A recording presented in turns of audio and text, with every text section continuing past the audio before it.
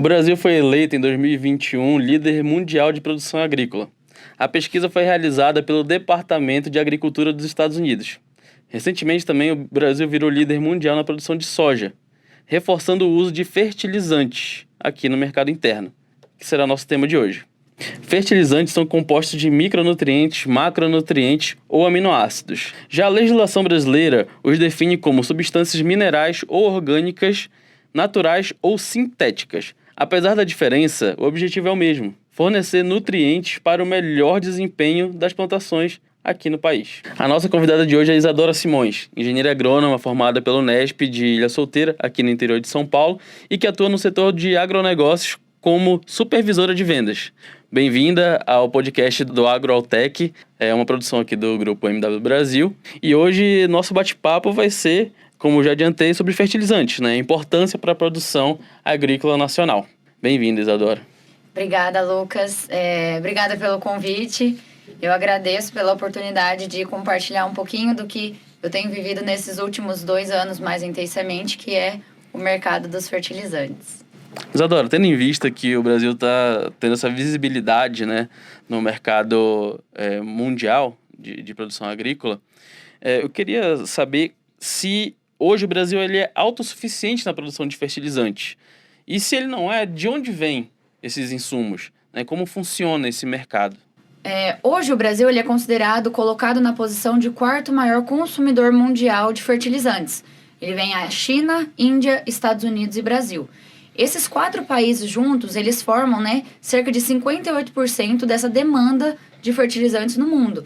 E, consequentemente, eles coordenam a dinâmica do mercado e isso afeta também como esse produto chega ao Brasil. O Brasil não é autossuficiente na produção de fertilizantes. Ele importa cerca de 85% da sua demanda para a produção brasileira. Nós temos uma produção mínima aí de cerca de 15% a 20% em território nacional. O NPK, nitrogênio, fósforo e potássio, ele vem importado, os nitrogenados vêm principalmente da Rússia, China, Argélia, Bélgica, Catar, representa cerca de 35% deste número de importação de fertilizantes para nós. Já os adubos fosfatados, eles vêm importados principalmente dos Estados Unidos, Egito, Marrocos e Israel. Nós temos sim uma pequena produção de fosfatados no Brasil, mas que representa cerca de 4,3% da nossa demanda. Então, nós não somos autossuficientes em fosfatados também. Já os adubos potássicos, representa cerca de 42% da nossa importação. O cloreto de potássio, ele vem importado principalmente do Canadá, Rússia, Bielorrússia e Israel também. Nós produzimos aqui no Brasil, mas representa cerca de apenas 4% da nossa demanda de território nacional. Eu fiquei curioso sobre um ponto, que eu vou fugir um pouquinho do roteiro agora. Tá.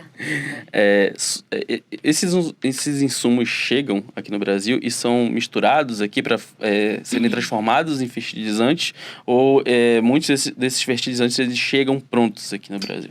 Certo. Esses fertilizantes, eles vêm como matéria-prima e nós temos as misturadoras, suas fábricas, suas marcas, elas fazem a mistura dessas matérias-primas para formar o NPK, que é o adubo vendido, conhecido para o produtor. Certo. Aí, voltando de novo na primeira pergunta, me surgiu uma curiosidade. Por quê? Nós, nos últimos 3 anos, estamos vindo de uma crise mundial advinda da pandemia, né? E agora, recentemente, esse conflito entre Rússia e Ucrânia. Um dos países que você citou foi a Rússia, que também nós importamos, deles esses insumos para produzir esse fertilizante. E aí eu queria saber se esses eventos têm influenciado diretamente nesse mercado, como é que tem impactado, na compra e no comércio de fertilizantes?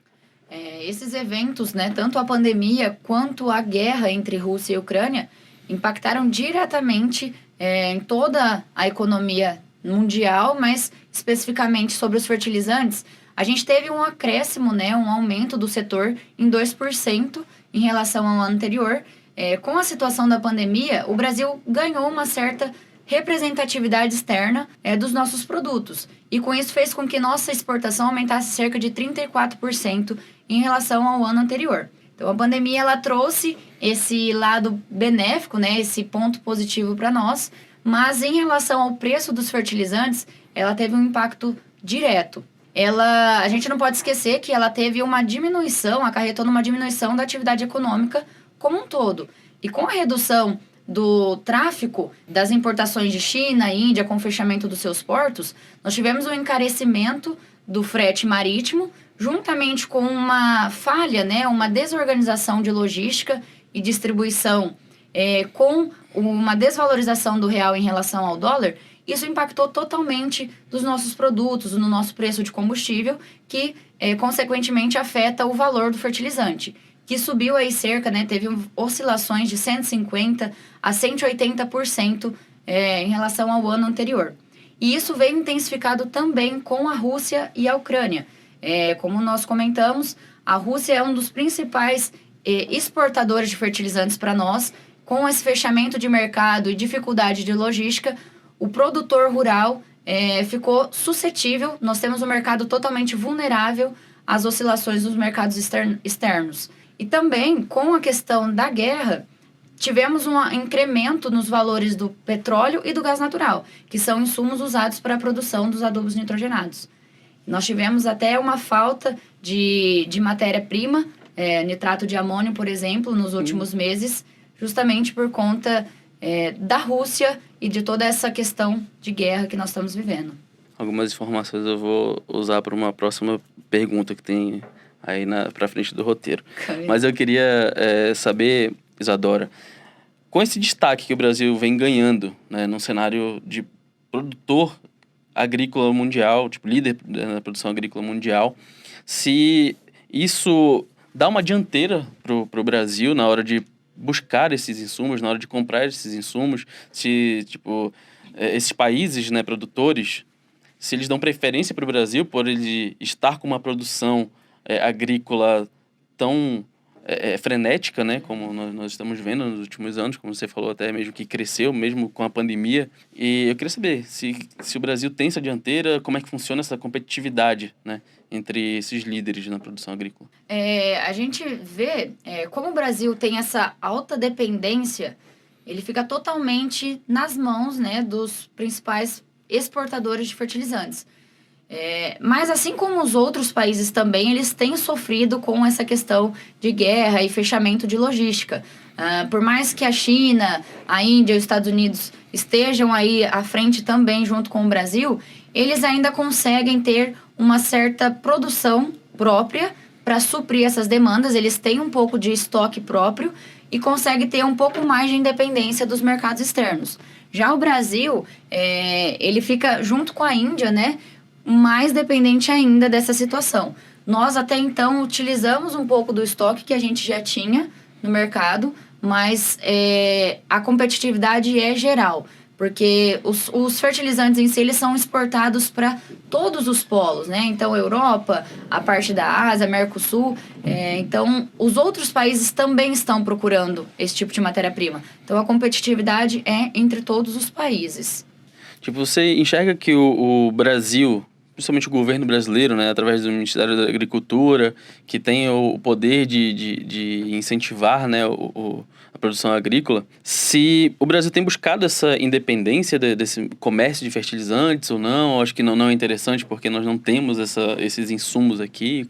Em março agora de 2022, o governo federal ele lançou o Plano Nacional de Fertilizantes, que é justamente um planejamento no nosso principal setor, que é o agronegócio, voltado aos fertilizantes, visando diminuir essa dependência de mercados externos, para que nós possamos sair de 2022 com 85% de dependência dessas importações, para que até o ano de 2050 essa importação seja de até 45%. Independente da demanda do fertilizante, que mesmo que ele aumente, nós precisamos suprir nessas proporções. Então, o governo ele tem criado esse tipo de programa visando reduzir a vulnerabilidade que o nosso mercado se encontra diante dessa importação em grande escala. Também, nós percebemos que esse Plano Nacional de Fertilizantes, ele traz em conjunto, pela complexidade do mercado de fertilizantes, uma melhoria, né, uma estratégia de incorporação e melhoria de outros setores que estão ligados. Então, eles têm projetos para melhoria de indústrias químicas, incentivos ao próprio produtor rural, linhas de fomento, pesquisas, inovações e sustentabilidade no agronegócio. Então, é uma cadeia como um todo que o governo tem notado essa necessidade de melhorar para que o Brasil se torne menos vulnerável. Você falou numa resposta anterior sobre o valor de combustível, né, que acaba influenciando diretamente, o desequilíbrio entre as moedas, real e dólar, né, que a compra desses insumos é feita em dólar e o real desvalorizado acaba influenciando nessa compra.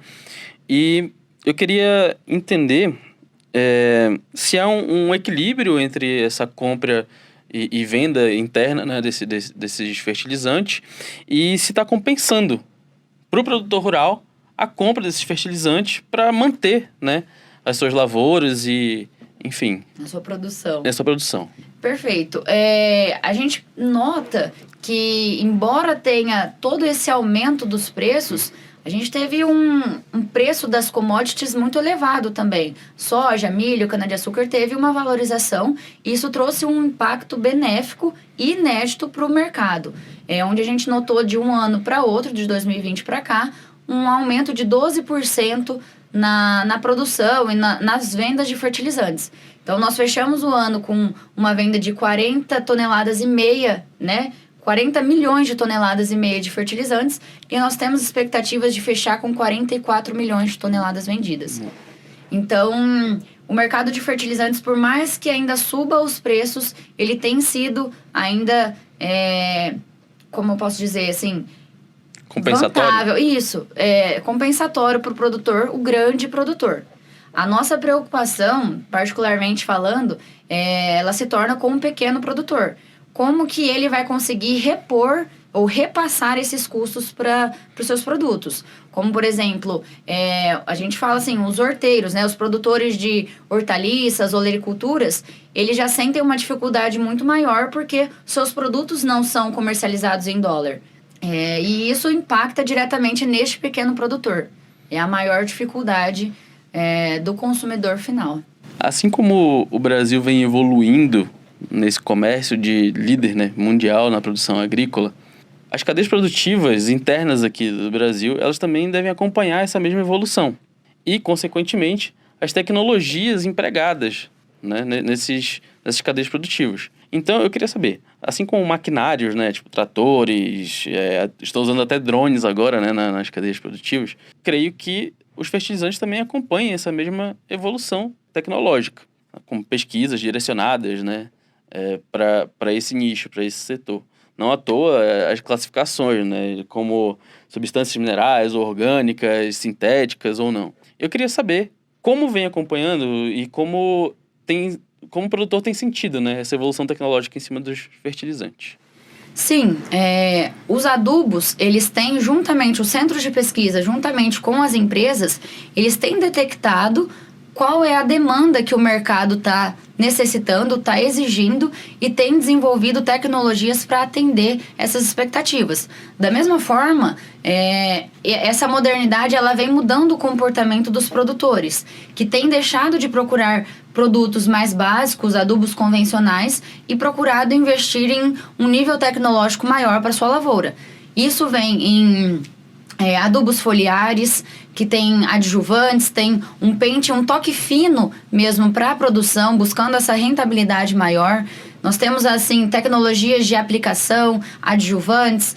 Os produtores estão também fazendo como estratégia para se manter no mercado, até mesmo fechar essa conta no final de uma safra, usando produtos organominerais enriquecidos com fósforo, potássio, tem utilizado humus ou subprodutos da indústria para poder suprir essas demandas nutricionais para o campo. Então, nós temos vendo em grande escala, os produtores utilizando torta de filtro, vinhaça, cama de frango, estercos, matéria orgânica em si, para poder suprir essas demandas nutricionais e também tecnologias nos adubos químicos nos adubos minerais no campo. Ou seja, eles estão buscando também um equilíbrio em técnicas antigas de produção com o que vem sendo oferecido de fertilizantes, né? Perfeito. A gente percebe, assim, as expectativas para esse ano é que seja um ano muito técnico. Como os custos estão muito elevados, tende-se aos produtores fazer uma análise de solo para que eles possam ter clareza e ter um diagnóstico realmente do teu solo e analisar quanto de nutriente ele precisa colocar, o quanto ele pode usar de reserva desse solo para poder equilibrar não só as questões financeiras, mas poder ter questões sustentáveis por cima disso também. Então, ele faz esse misto de conhecimentos e técnicas para poder estar dentro do mercado e poder fechar as suas contas no final de tudo, né? Com esses custos. Você tocou no assunto agora, sustentabilidade. É importante. Eu queria saber se tem como ser um produtor rural, ter uma produção ativa, sendo sustentável usando fertilizante. É possível ser sustentável e usar fertilizante ao mesmo tempo? Claramente. O fertilizante, diferente do que as pessoas muitas vezes têm como mito, o fertilizante ele não é um herbicida, ele não é um agrotóxico, como as pessoas falam. O fertilizante ele é um nutriente e ele é indispensável para a produção. Então, independente se ele é mineral ou orgânico, a diferença é que quando ele é mineral, que a gente conhece como fertilizante químico, ele já tem uma disponibilidade mais rápida de absorção e aproveitamento pelas plantas. Já um fertilizante mineral, uma matéria orgânica, um esterco, ele tem que sofrer um processo de mineralização para liberar esses nutrientes para a planta. A diferença é o tempo que os dois vão proporcionar de resposta para a produção. Mas sim, é sustentável da mesma forma e é indispensável o uso de fertilizantes, independente da sua classe para a produção nacional. Já encaminhando para o final do nosso bate-papo, mas ainda não encerrando. Eu queria saber, você tem projeções futuras assim, para o mercado de fertilizantes, né? Para esse comércio de fertilizantes? Se o Brasil está preparado para suprir, se os acordos comerciais eles são sólidos a ponto de falar assim, não, tá tranquilo, o Brasil ele vai dar conta de atender a demanda comercial interna aqui. Se o produtor rural ele pode ficar tranquilo que o Brasil ele já vem trabalhando para garantir essa produção. Esse ano a gente fala assim, tá muito difícil definir qualquer posição.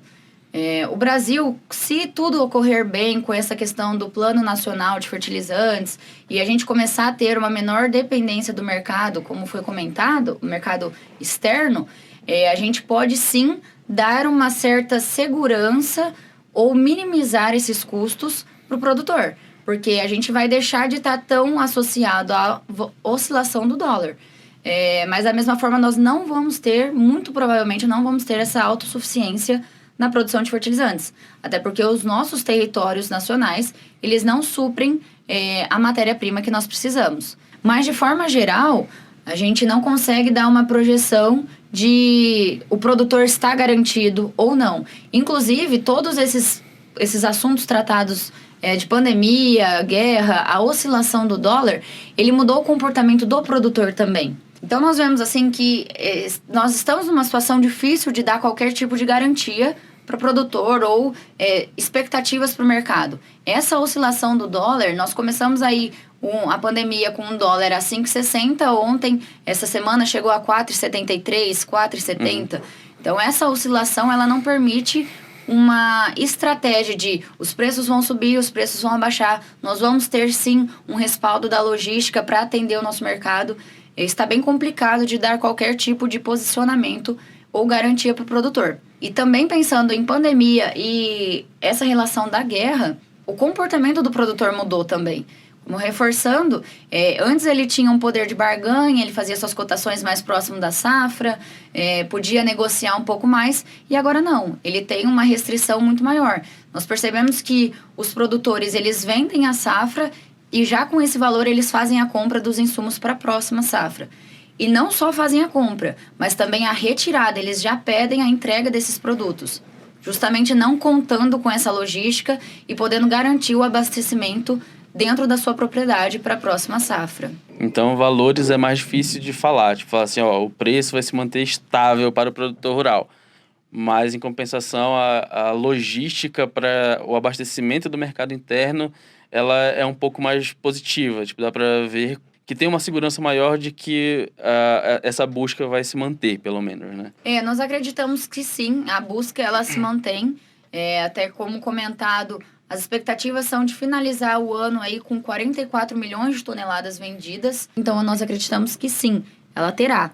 O que nós não temos é essa projeção de quanto vai subir ou baixar e se vai ter disponibilidade ou não dos produtos. Certo.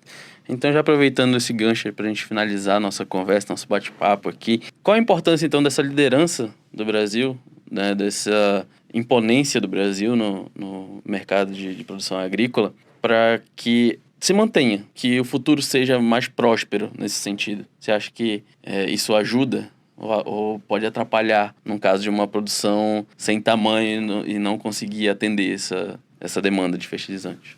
O Brasil, ele tem aí um gigante, né? Ele pode se tornar o maior potencial do mercado de bioeconomia no mundo. Então, justamente pelas características e pelas vantagens que nós temos em si, em relação a solos férteis, a diversidade, a abundância de água, a produção em si do Brasil é muito forte. Mas o que nós precisamos focar sempre em projetos que enfatizem a pesquisa do mercado, incentivo à tecnologia, às atividades e mercados sustentáveis. Então, o mercado do Brasil ele precisa apoiar projetos e pesquisas em cima de sustentabilidade. Nós somos, sim, uma potência, mas nós precisamos de um nível tecnológico, uma mão de obra qualificada e investimentos frequentes nesse tipo de trabalho. A tendência é que isso aconteça, né? Não... Se Deus quiser, a gente está precisando. Isadora, obrigado pela presença, obrigado por todas as informações, né, trazidas aqui para o nosso podcast. Tenho certeza que quem estiver assistindo a gente pelas nossas plataformas vai conseguir entender, porque foram respostas muito didáticas e eu acho que vai acrescentar bastante para o produtor rural que estiver assistindo a gente, principalmente. E eu acho que as projeções, apesar dessa instabilidade que nós conversamos, elas são boas para o produtor rural brasileiro, certo? Muito obrigado pela sua presença aqui hoje.